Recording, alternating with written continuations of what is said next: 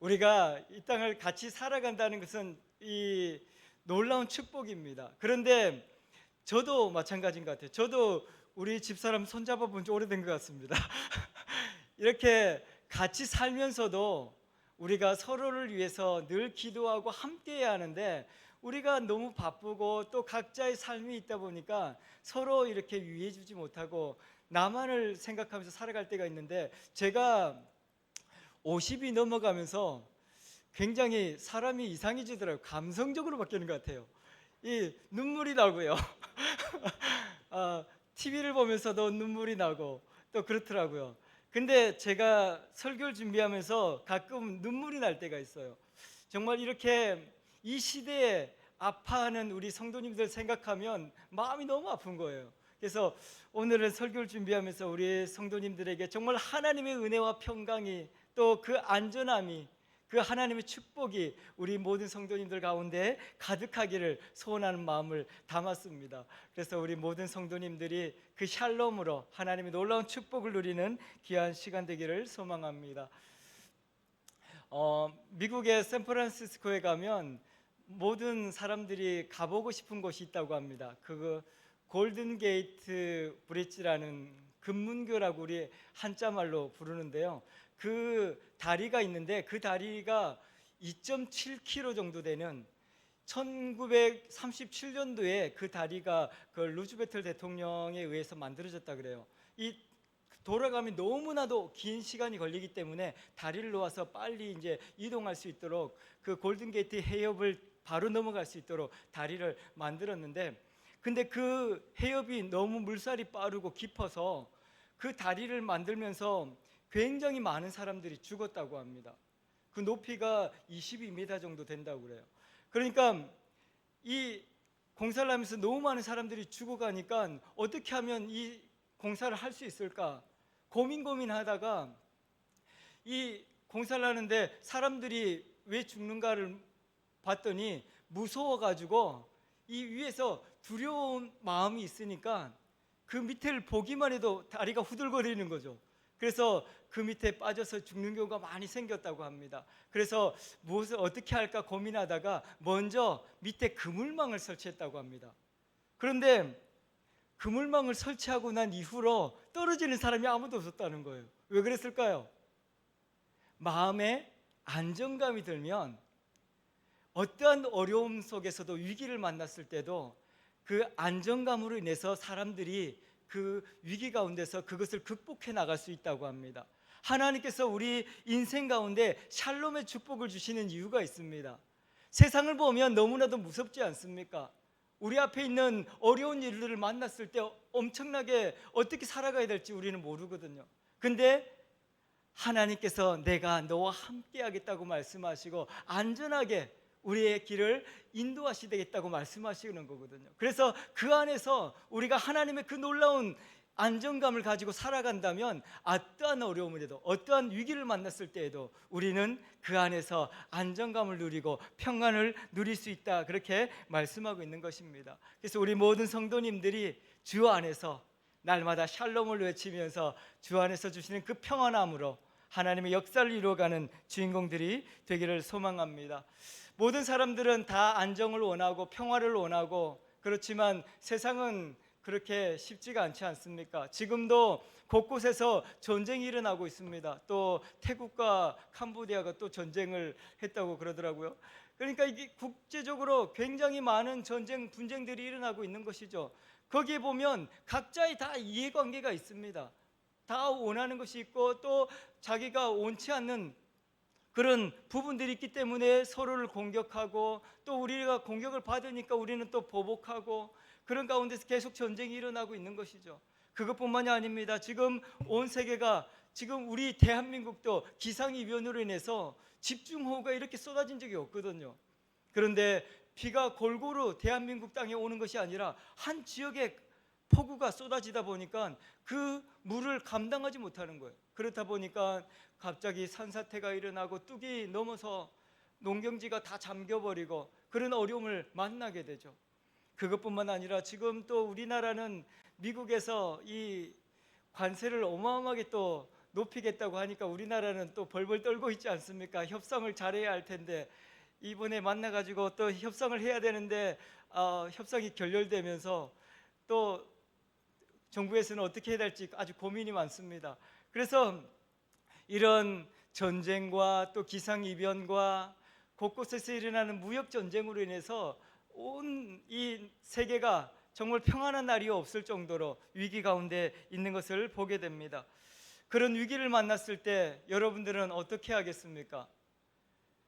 이스라엘 백성들은 지금 오늘 예레미야서를 보면 나라가 빼앗겨 버리고 지금 온통 나라는 다 파괴되어지고 백성들은 뿔뿔이 흩어지고 가족들마저도 흩어져 가지고 건강하고 지혜롭고 똑똑한 사람들은 포로로 바벨론으로 잡혀가고 있는 그런 상황 가운데 있습니다.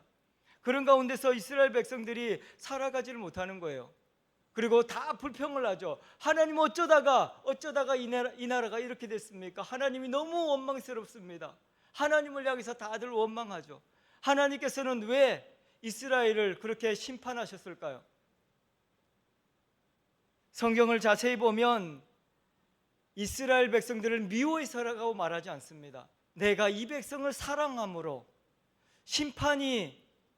이 심판이 임함으로써 하나님께서는 이 백성이 우상 숭배와 불순종과 죄악으로부터 그것을 회개하고 하나님께로 돌아오기를 간절히 원했습니다.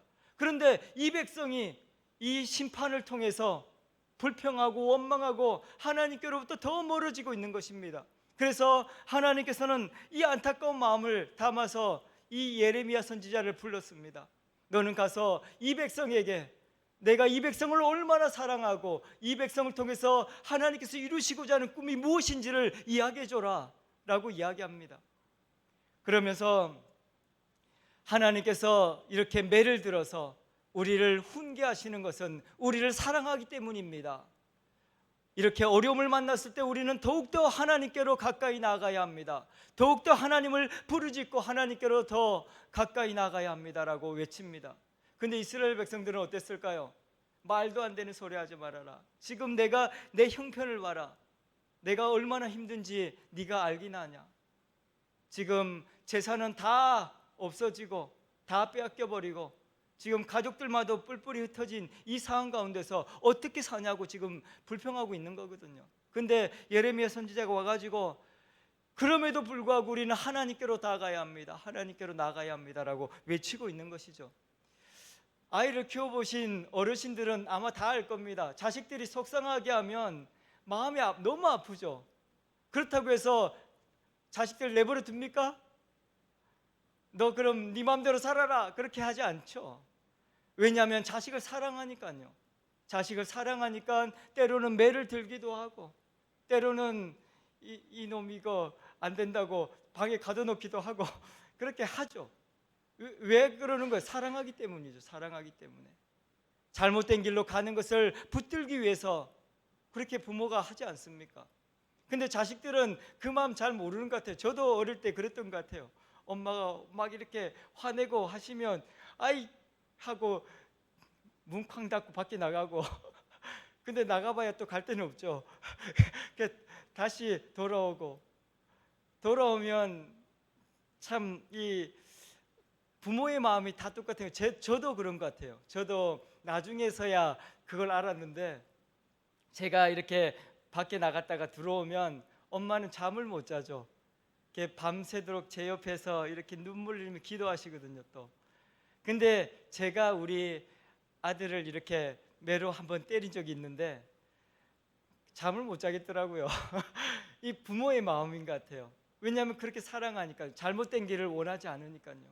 하나님의 마음이 그런 거죠.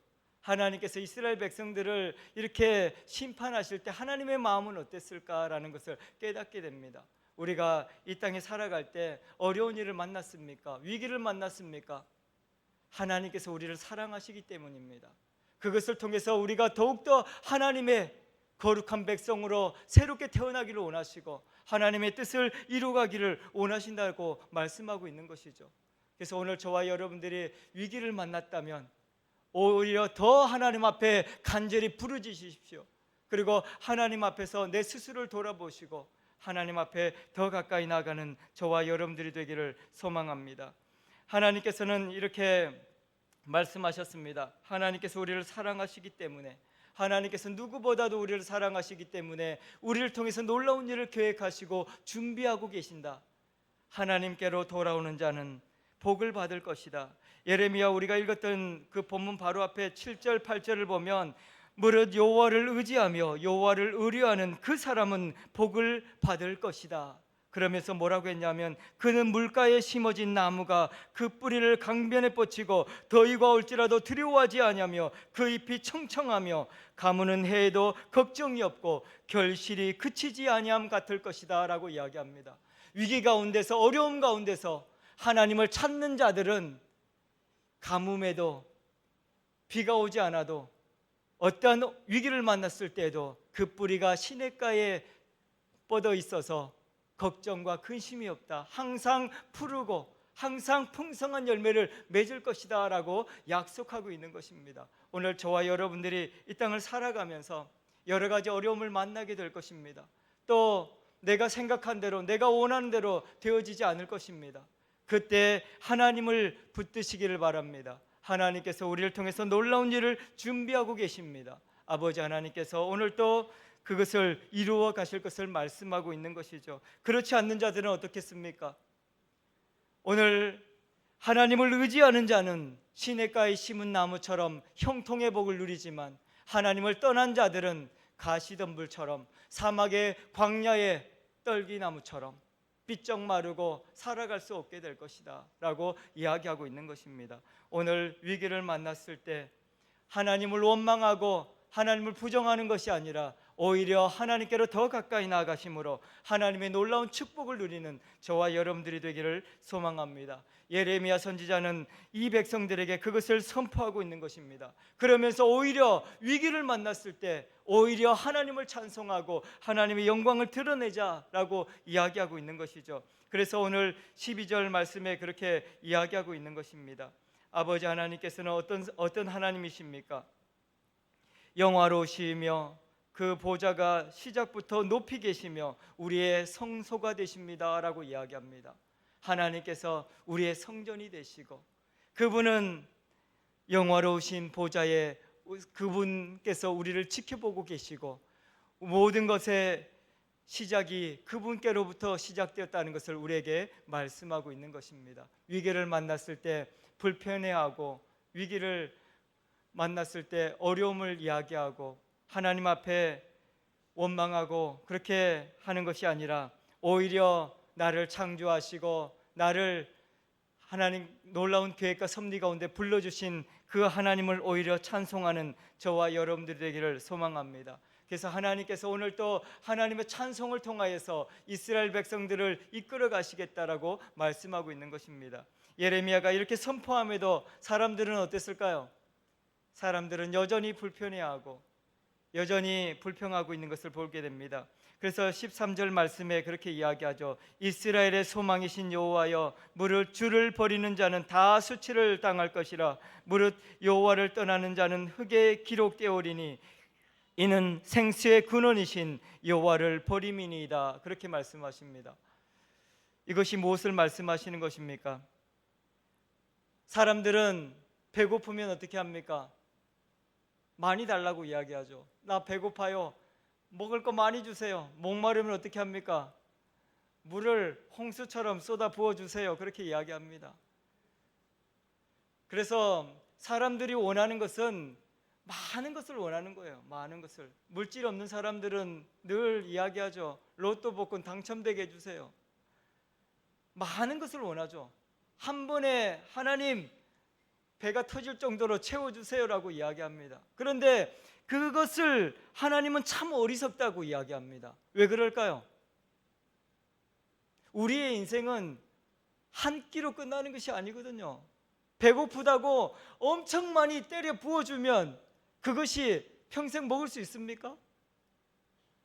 이스라엘 백성들이 광야에서 배고프다고 하나님 앞에 얼마나 소리를 질렀는지, 하나님께서 만나를 주시는데 땅에 쌓이도록 그냥 비처럼 내려주셔가지고 너무 많은 거 너무 많아. 그래서 사람들이 처음에는 너무 행복했죠. 야, 이거 완전 너무나도 행복한 일이다. 그래서 욕심쟁이들은 아주 채울 것이 없을 정도로 많이 갖다가 집안에 쌓았습니다. 근데 하나님께서 뭐라고 했을까요? 먹을 만큼만 가져가라. 그거 아무 필요 없다. 왜냐하면 다음 날이면 썩어서 못 먹는다. 왜 그렇게 하셨을까요? 욕심쟁이들은 한 번에 많은 거 원했거든요. 한 방에 해주세요. 한 방에. 그래서 한 방에 쏟아 부어주세요. 그러면 평생을 살 수 있을 것 같거든요.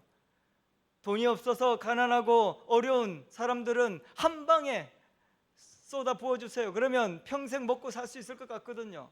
그런데 세상 일이 그렇지 않습니다. 통계적으로 보면 로또 복권에 당첨된 거의 대부분의 사람들이 인생을 망쳤다고 이야기합니다. 왜 망쳤을까? 그렇게 많은 돈이 이렇게 생겼는데.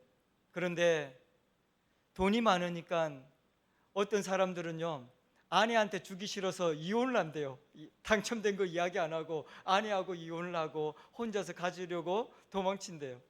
그리고 어떤 사람들은 또 친척들한테 연락 안 하고 잠적하는 사람도 있고, 그렇게 살아서 돈을 많이 생겨가지고 뭔가 이룰 수 있을 것 같죠. 돈이 있으면 뭐합니까? 사람도 없고 가족도 없고 아무것도 없는데 무슨 의미가 있습니까? 그렇다 보니까 또 흥청망청 쓰게 되고, 그래서 사람들이 거의 다 통계적으로 보면 거의 다 폐인이 돼서 살아갈 수 없는 지경에 이르렀다고 이야기를 합니다. 그래서 한 방에 많은 사람들이 한 방에 모든 걸 다 달라고 이야기하지만 하나님께서는 참으로 어리석은 일이다 라고 이야기합니다. 그러면서 하나님을 떠나서 살아가는 사람, 그 한 방에 모든 것이 다 될 것처럼 이야기해서 많은 것을 누리고 살아가는 사람들은 하나님 없는 인생은 아무리 많은 것이 있어도 아무 필요가 없다라는 것이죠. 결국 먹을 것이 너무 많이 쌓여 있어도 그것이 우리의 인생을 이끌어갈 수 없고, 돈이 많이 쌓여 있어도 그것이 우리를 행복하게 할 수 없고 우리를 구원의 길로 인도할 수 없다는 것입니다. 그래서 그런 사람들은 어떤 사람들이라고 이야기합니까? 수치를 당할 것이다. 오히려 그것들로 인하여서 우리가 사람들에게 비난을 듣게 될 것이고 우리는 더 비참한 삶을 살아가게 될 것이다. 그러면서 그렇게 이야기합니다. 여호와를 떠나는 자는 흙에 그 이름이 기록되어질 것이다. 그것은 무엇을 이야기합니까?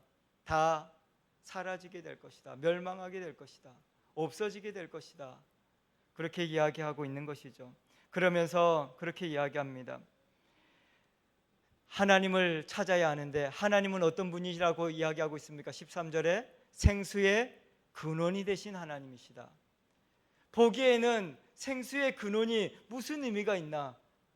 깊은 산속 옹달샘에 물이 쫄쫄쫄 나오니까 그것이 무슨 의미가 있습니까? 지금 한 방에 이렇게 쏟아 부어주셔야 뭔가 채워질 것 같고 뭔가 될 것 같은데, 근데 생수의 근원이신 하나님을 찾는 것이 지혜로운 사람이라고 이야기하고 있는 것이죠. 아무리 큰 저수지도 시간이 지나면 마르고 없어집니다. 아무리 많은 돈도 시간이 지나면 다 사라지게 되는 것들입니다. 아무리 많은 음식도 한 끼 이상 못 먹습니다. 아무리 뷔페 가서 음식이 산더미처럼 쌓여 있어도 내 배 이상 먹을 수 없습니다. 어리석은 사람은 먹으면서도 토하는 사람도 있긴 하지만 그렇다고 해서 그것이 우리에게 영향이 되지 않습니다. 우리에게 힘이 되지 않습니다. 다 의미 없는 일이라는 것이죠. 근데 약해 보이고 부족해 보이고 연약해 보이지만 생수의 근원이신 하나님을 찾는 자들은 영원히 목마르지 아니할 것이고 영원히 그거 배고프지 아니할 것이고 영원히 그에게 물질이 떨어지지 아니할 것이다 라고 이야기하고 있는 것이죠. 보기에는 참으로 연약해 보이지 않습니까? 생수의 근원이신 그 하나님께서 물 이렇게 약수터에 가면 물 쫄쫄쫄 나오지 않습니까? 그렇게 보면 너무나도 약해 보이고 너 아무것도 아닌 것처럼 보이지만 마르지 않는 영원한 생수가 우리를 행복하게 할 것이고 우리를 자유롭게 할 것이고 하나님의 놀라운 역사가 우리의 삶을 통하여 하나님의 구원에 이르게 하실 것이다라는 것을 이야기하고 있는 것입니다. 그래서 어떠한 어려움이 있어도 한 방을 좋아하지 마십시오. 하나님께서는 오늘 또 우리의 생수의 근원이 되셔서 우리에게 오늘 또 목마르지 않게 하실 것이고 배고프지 않게 하실 것입니다. 그리고 물질이 없어지지 아니하게 하실 것입니다. 물질이 없고 배고프고 힘들고 또 건강이 연약한 사람들도 마찬가지입니다. 오늘 놀라운 기적을 봤다고 해서 그 건강이 영원하지 않습니다. 근데 어떤 사람들은 이것만 건강해지면 내가 하나님 앞에 헌신하고 충성하겠습니다, 그렇게 하죠. 근데 또 다음에 또 다른 데도 아픈데요. 뭐 여기 아파서 고치고 나면 또 여기 아프고, 그런 게 우리 인생이지 않습니까? 그래서 이 한 번 치료받았다고 해서 그것이 우리의 영원한 삶을 갖고 올 수 없는 것입니다. 그래서 우리는 생수의 근원이신 하나님을 붙들고 살아가는 겁니다. 하나님께서 오늘 또 우리 가운데 놀라운 역사를 준비하고 계시고 하나님이 놀라운 일들을 행할 것입니다. 오늘 생수의 근원이신 하나님 앞으로 더 가까이 나가는 저와 여러분들이 되기를 축원합니다. 그래서 하나님께서는 말씀하십니다. 14절에 보면 여호와여 주는 나의 찬송이시오니 나를 고치소서 그리하면 내가 낫겠나이다. 나를 구원하소서 그리하면 내가 구원을 얻으리이다. 다른 곳에는 하나님의 역사가 없는 것입니다. 아무리 많은 것이 있다 할지라도 하나님께서 말씀하셔야 역사가 되고 하나님께서 말씀하셔야 내 삶에 놀라운 일이 일어나기 때문에 세상의 것들, 많은 것들 한방 찾지 마시고 생수의 근원이신 하나님을 찾으시고 오늘 또 하나님께서 말씀하시는 그 음성으로 살아가는 저와 여러분들이 되기를 축원합니다. 하나님께서 오늘 우리에게 너는 내가 치료하리라고 말씀하셨고 내가 너를 구원하리라고 말씀하셨습니다. 그 하나님의 말씀이 우리 가운데 있을 때 하나님의 역사가 우리 삶 가운데 드러나게 되는 것이고 모든 연약함들이 치유되어지고 회복되어져서 하나님의 놀라운 뜻을 드러내게 되어지는 것입니다. 그래서 하나님께서는 그 이후로도 계속해서 이 예레미야 선지자가 이 백성들에게 이야기하고 있는 것입니다. 하나님의 그 고침과 하나님의 치료는 바로 구원과 동일한 의미를 가지고 있습니다. 우리가 이 땅 가운데서 연약함이 있고 부족함이 있고 모든 것들을 하나님께서 고치실 것이고 치료하실 것이고 회복하셔서 하나님의 구원의 역사를 이루어내실 것이다 라고 이야기하고 있는 것이죠. 하지만 세상 사람들은 뭐라고 이야기합니까? 네가 찾는 하나님이 어디 있느냐, 네가 말하는 그 구원이 어디 있느냐라고 우리를 조롱하지 않습니까? 이스라엘 백성들이 그렇게 이야기합니다. 예레미야 선지자가 그렇게 선포하고 있음에도 불구하고 하나님 지금 어디 계십니까? 나는 이렇게 죽어가는데, 그렇게 이야기하면서 하나님을 찾지 않는 것이죠. 하나님 앞에 원망하고 하나님을 그렇게 향해서 하나님 나를 이렇게 한방 해주세요, 한방 해주면 내가 열심히 할게요 라고 지금도 이스라엘 백성들은 그렇게 이야기하고 있는 것이죠. 그런데 하나님께서 그렇게 이야기합니다. 지금 많은 것이 중요한 것이 아니라 나를 찾는 자가 시냇가에 심은 나무처럼 항상 푸르고 열매를 맺게 된다라고 이야기하고 있는 것입니다. 오늘 우리 모든 성도님들이 이 말씀을 마음에 품고 하나님을 찾는 저와 여러분들이 되기를 소망합니다. 그래서 모든 일들 가운데서 이것만 해주시면 내가 충성하겠습니다가 아니라 오늘 또 하나님의 말씀에 붙들림 받은 하나님을 따라가는 삶을 살게 하여 달라고 그렇게 기도하면서 하나님 붙들고 나가는 저와 여러분들이 될 때 하나님께서는 우리 가운데 놀라운 역사를 드러내시고 마지막 그 예레미야가 선포하는 것이 바로 그것입니다. 우리를 공격하고 우리의 모든 것을 다 빼앗아가 버린 그들은 결국에 심판을 받게 될 것이다. 너희들이 그 바벨론을 보면서 바벨론의 사람이 차라리 행복하다고 이야기했지만 결국 그들은 사라지게 될 것이다. 그들은 다 치욕을 당하게 될 것이고 나를 박해하는 그 모든 것들이 다 치욕을 당하게 될 것이다. 결국 하나님의 구원의 역사가 우리의 삶을 통하여 이 땅에 선포될 것이고 하나님의 일하심이, 하나님의 놀라운 일들이 우리를 통해서 드러나게 될 것이다라고 선포하고 있는 것입니다. 오늘 저와 여러분들이 생수의 근원이신 하나님을 찾음으로 우리의 삶이 풍성한 복을 누리게 되고 여러분들의 가는 길이 형통케 되고 시온의 대로가 되기를 축복합니다. 아버지 하나님께서 오늘도 우리의 삶을 통해서 놀라운 일을 준비하고 계시고 역사하실 것입니다. 기도하겠습니다.